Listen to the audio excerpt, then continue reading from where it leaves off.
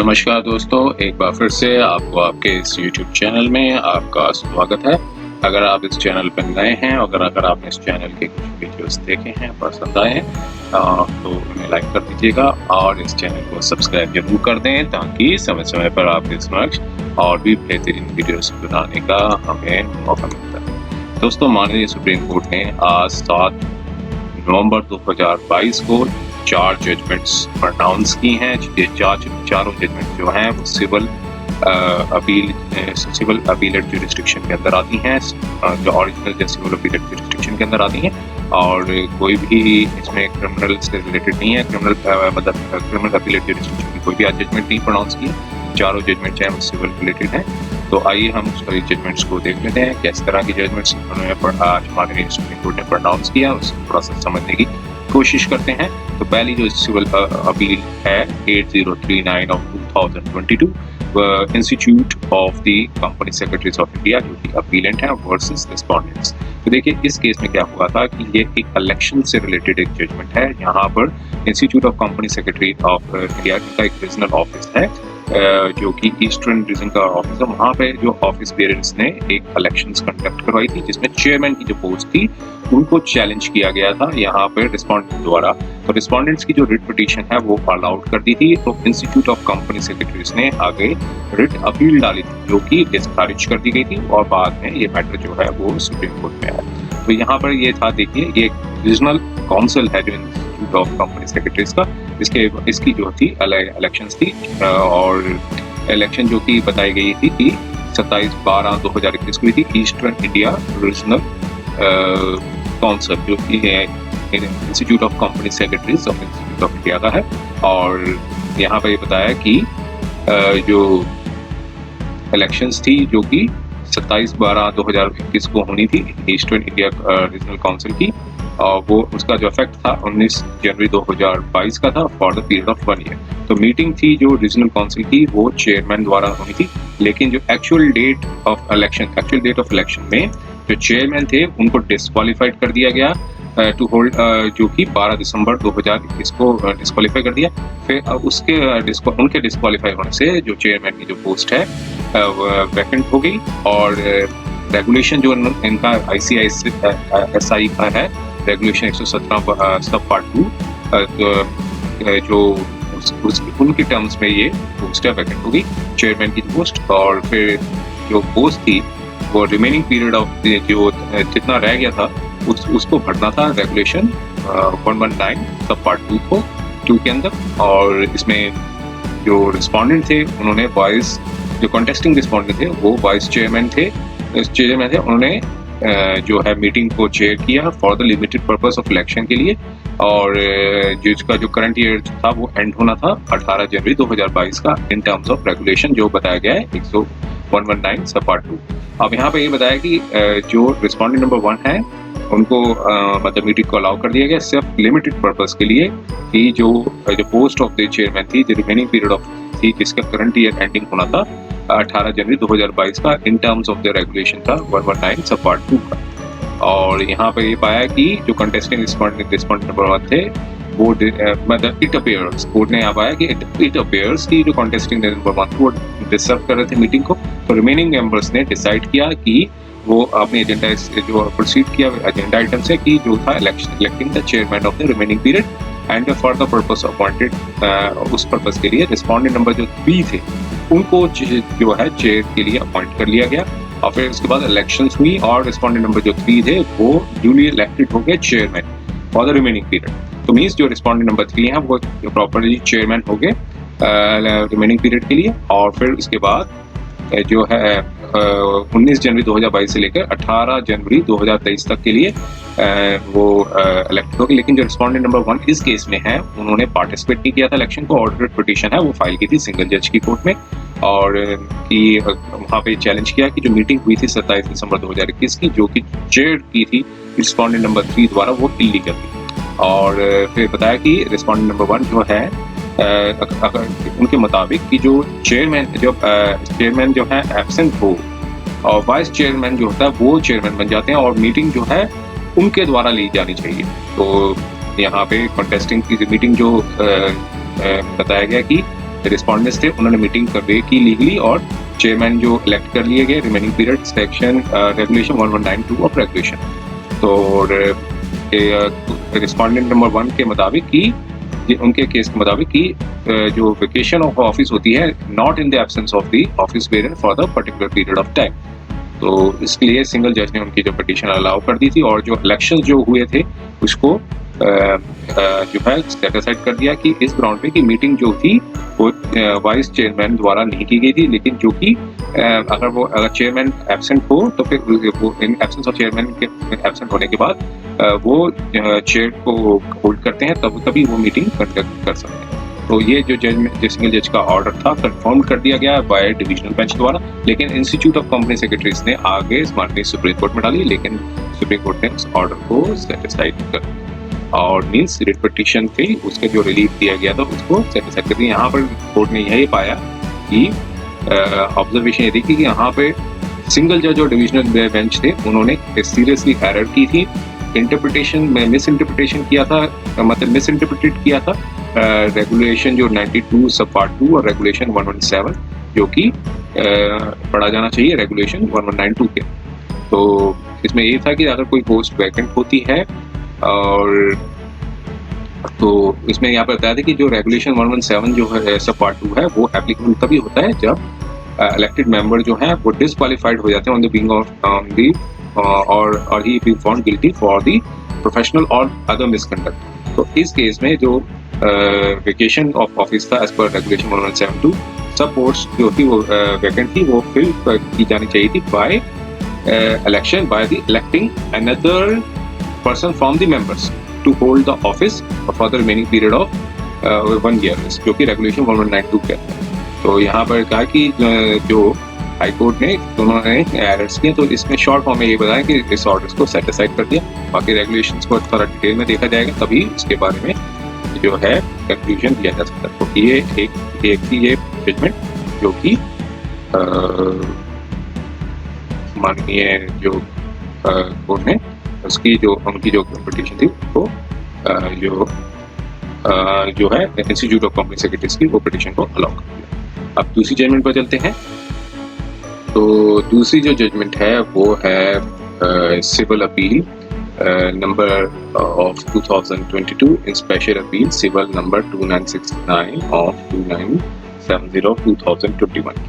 तो ये है एक मेडिकल कॉलेज है वो अपीलेंट है versus state of Andhra Pradesh and others. तो यहाँ पर जो मेडिकल कॉलेज है यहाँ पर अपील फाइल की थी अगेंस्ट दी हाई कोर्ट के जो ऑर्डर हाई कोर्ट की जो जजमेंट थी एट अमरावती में, जो कि रिट पिटीशन जो फाइल की गई थी 33656 ऑफ 2018 एंड 82102 2019। तो मेडिकल कॉलेज इंस्टीट्यूशन ने यहाँ अपील प्राइवेट। अब जो जजमेंट आई थी माननीय इस कोर्ट द्वारा कि एक और जो केस हुआ था और जो कि 2005 की साइटेशंस बताइए 6 SCC 537। तो स्टेट आंध्र प्रदेश ने एक रूल्स फ्रेम किए थे जिसे कहा गया Andhra Pradesh admission and fees regulatory committee for professional course offered in private unaided professional rules 2006। और रूल 4 के मुताबिक कि जो है जो कि बताया जाता है कि पे फिक्सेशन के ऊपर बताया गया रूल 4 जो है वो पे फिक्सेशन है। अब उसमें बताया गया कि जो report admission and fee regulatory committee की जो रिपोर्ट आने के बाद जिसे AFRC शॉर्ट फॉर्म में बताया गया है, तो स्टेट गवर्नमेंट जो है वो जियो सर्वे है वो इशू करती है, इशू किया था स्टेट गवर्नमेंट ने, जो कि 18/6/2011 को वो किया था। उसमें बताया गया था fixing and enhancing the fees of the academic years 2011 से लेके 2011-12 स्लैब से लेकर 2013-14 तक। लेकिन फिर इसके बाद सब्सिक्वेंट ईयर्स के बाद 2017 से लेकर 2020 का बिना रिपोर्ट आए जो है जो कि रिपोर्ट अभी AFRC ने नहीं दी थी। जो AFRC means admission and final fee regulatory committee की रिपोर्ट आने से पहले ही मतलब आने रिपोर्ट का इंतजार किए बिना ही जो है रिप्रेजेंटेशंस दी प्राइवेट मेडिकल कॉलेजेस ने, और स्टेट गवर्नमेंट ने इशूड कर दिया जियो डेटेड 6 सितंबर 2017 को। और जो ट्यूशन फीस थी जो जिसमें ट्यूशन फीस को एनहांस कर दिया जो कि MBBS स्टूडेंट्स के द्वारा जिन्होंने MBBS स्टूडेंट्स ने दी। अब यहाँ पर रिक्वायर्ड टू नोट करना जरूरी है कि स्टेट गवर्नमेंट ने इनहेंस कर दी ट्यूशन फीस को एक एग्जॉर्बिडेंट रेट पे, जो कि 24 लाख रुपए पर एनम के हिसाब से, जो कि 7 टाइम्स मोर था, ऑलमोस्ट 7 गुना ज्यादा था जो ट्यूशन फीस जो नोटिफाइड की थी जो block year previous block period, तो प्रीवियस ब्लॉक ईयर का जो पीरियड था उससे आगे के पीरियड के 7 टाइम्स जो है वो फीस को एनहेंस कर दिया। अब जियो आया 6 सितंबर 2017 का, जो कि सब्जेक्ट मैटर था रिट पिटीशंस का बिफोर द हाई कोर्ट के समक्ष, और हाई कोर्ट ने अपना जजमेंट और ऑर्डर देते दिया, और जियो जो था G.O जो सर्कुलर था जो था मतलब जो डायरेक्शंस थी गवर्नमेंट की जो 6 सितंबर 2017 की थी, और वहाँ पे ऑब्जर्व किया कि जो प्रोविजंस थे रूल 2006 के, तो फीस को एनहेंस नहीं किया जा सकता, फिक्स नहीं किया जा सकता बिना रिकमेंडेशंस और रिपोर्ट AFRC की रिपोर्ट्स के कंसिडर किए बिना उसके जो फीस को नहीं एनहेंस किया जा सकता। इसलिए हाई कोर्ट ने जो अपनी जजमेंट दी, ऑर्डर दिया और कहा कि जो रिकवरी थी, जो एनहेंस फीस जो ट्यूशन फीस जो थी उसकी रिकवरी की जाए, जो रिस्पेक्टिव मेडिकल कॉलेजेस ने लगाई है वो, क्योंकि अब जो रिकवरी है of the enhance tuition fees by the respective medical college जो है वो बैड इन लॉ है। तो मींस जो वो रिकवर कर रहे थे जो मेडिकल कॉलेजेस स्टूडेंट से प्राइवेट मेडिकल कॉलेजेस, तो उनकी जो ट्यूशन फीस को रिकवर करना, एनहेंस ट्यूशन फीस को रिकवर करना जो बैड इन लॉ है। अब हाई कोर्ट ने जो जियो जो सर्कुलर जो डेट था 6 सितंबर 2017 को वो उस ऑर्डर को सेट असाइड कर दिया इस एक्सटेंट में कि जो एनहेंसमेंट ऑफ जो फीस थी। अब हाई कोर्ट के इस ऑर्डर को जो हाई कोर्ट ने ऑलरेडी डायरेक्शन दी कि अगर कोई फीस ऑलरेडी फिक्स की जा चुकी है गवर्नमेंट के जो सर्कुलर द्वारा 6 सितंबर 2017 का, वो डिहॉर्स है GO सर्कुलर जो है 18 जून 2011 तक, जो पहले 2011 में जो दिया गया था सर्कुलर थे उससे कॉन्ट्ररी है, उससे डिहॉर्स होगा और उसको रिफंड कर देना चाहिए। जो कि स्टूडेंट्स से जो भी लिया गया उसको स्टूडेंट्स को रिकवर कर देना चाहिए, और जो भी अमाउंट जो है वो एडजस्ट करने के बाद जो जियो का जो पहला जो जियो से ऑर्डर मतलब गवर्नमेंट ने नोटिफिकेशन करा था 18 जून 2011 को करते हुए देखते हुए उसको वापस स्टूडेंट्स को रिफंड कर देना चाहिए। उससे डिससेटिस्फाइड होके कि रिकवर करने का जो डायरेक्शंस दी थी कि स्टूडेंट्स को वापस रिटर्न कर देना चाहिए, तो उस डायरेक्शंस के अगेंस्ट में यहाँ पर माननीय सुप्रीम कोर्ट है। अब सुप्रीम कोर्ट ने भी जो है जो हाई कोर्ट के ऑर्डर को बरकरार रखा और जो अपील्स थी वो खारिज कर दी, और कॉस्ट थी देने को कहा कि 2.5 लाख है वो 5 लाख की कॉस्ट लगाई, जिसमें 2.5 लाख थे ओपिडेंट को देने होंगे और 2.5 लाख रुपए स्टेट ऑफ आंध्र प्रदेश को देने होंगे, जो कि 6 weeks from the date of the judgment जो कि ट्रांसफर कर दिए जाएंगे national legal services authority NALSA जो कि मेडिटेशन काउंसिलेशन प्रोटेक्ट कमेटी है सुप्रीम कोर्ट ऑफ इंडिया। तो ये एक दूसरी जजमेंट थी जो कि 7 नवंबर 2022 को आई थी। आप देखते हैं आप जो तीसरी जजमेंट क्या कहती है, हम जजमेंट को हम देखते हैं।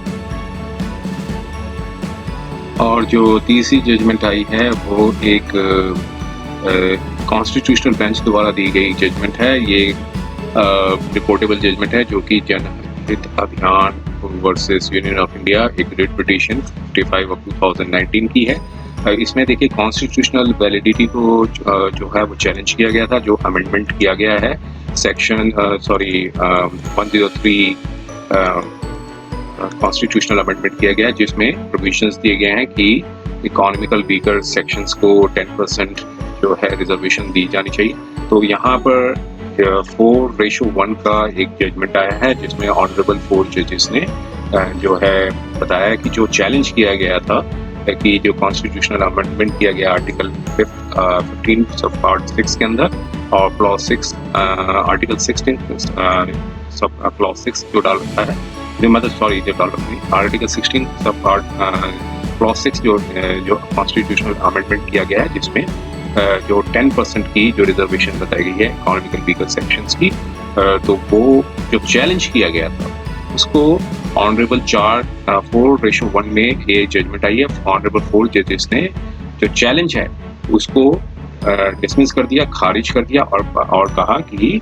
जो मतलब जो जजमेंट दी उसमें कहा कि जो अमेंडमेंट किया गया है वो ठीक है। जो एक ऑनरेबल एक जज वन जज ने जो है उन्होंने जजमेंट दिए कि जो अमेंडमेंट किया गया वो वॉइड है, वो अगेंस्ट दी जो basic structure of the constitution के अगेंस्ट। इसके ऊपर एक डिटेल वीडियो बनाएंगे। और ये थी चौथी जजमेंट की, काफ़ी लेंथी है, 399 पेजेस की जजमेंट है। और जो पांचवी जजमेंट है उसके ऊपर हम देखते हैं। और जो फोर्थ जजमेंट है वो एक इलेक्शन से रिलेटेड जजमेंट है, और वो सिविल अपील 104 ऑफ 2020 की। ये एक सिविल अपीलेट जुरिस्डिक्शन के अंदर अपीलेंट वर्सेस रिस्पोंडेंट्स, ये एक section 1168 of representation of people act से संबंधित जजमेंट है। तो हम इस सब के ऊपर अगर कोई आपका इंटरेस्ट होगा तो हम इसके ऊपर अलग से एक वीडियो बनाएंगे। उम्मीद है ये वीडियो आपको पसंद आया होगा। अगर ये वीडियो पसंद आया तो कृपया